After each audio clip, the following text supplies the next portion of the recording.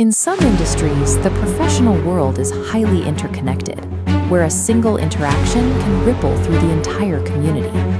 I entered one of these competitive environments with a significant, though hidden, advantage. My mother is a prominent figure in this field, with a name that carries immediate weight across almost every major firm. I chose to navigate this by using my father's surname instead. I ensured that any professional standing I built would be the result of my own work, rather than a byproduct of my family's history. The results of this experiment were positive at first.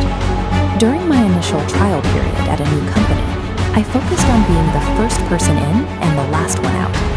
My managers noticed, eventually labeling me a workhorse for the volume of projects I was completing.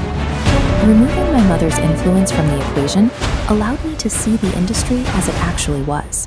I could observe how people treat a newcomer who has no visible connections, providing a clear look at the character of my colleagues.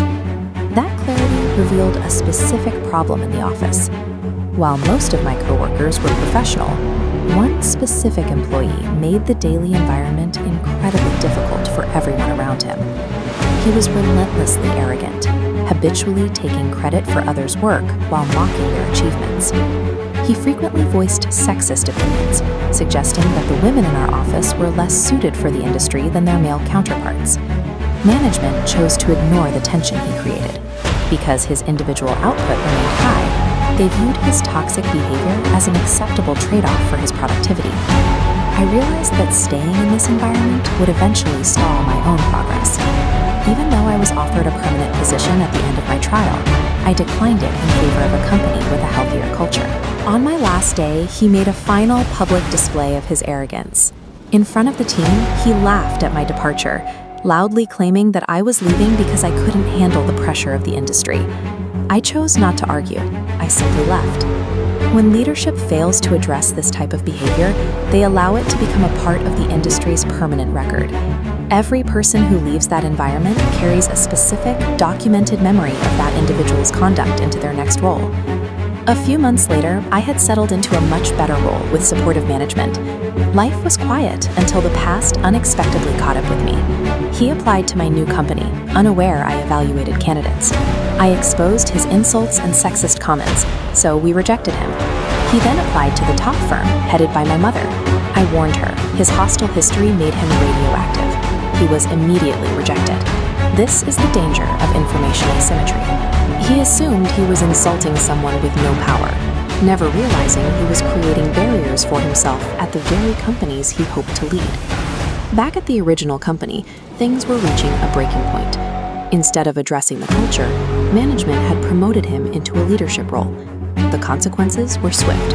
Experienced staff began resigning, and potential new hires started walking away from job offers as soon as they met him. The high turnover rate eventually forced an investigation. Management had to look at why our talent was fleeing, and the data pointed directly to a single person.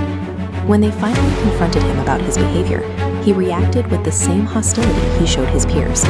Faced with a choice between one employee and the stability of the entire office, the company fired him. Every organization eventually reaches a point where the cost of a toxic employee outweighs their individual performance. When that balance shifts, the company has to remove the source of the friction to survive. In a small industry, word of a high-profile termination travels fast. The specific details of why he was let go became common knowledge among hiring managers within weeks. He soon found that his professional path was blocked. Every time he applied for a new role, the people interviewing him already knew about the bridges he had burned. Arrogance often feels like power in the moment, but in a professional circle where everyone talks, treating people poorly is an act of self-sabotage that limits your own future options.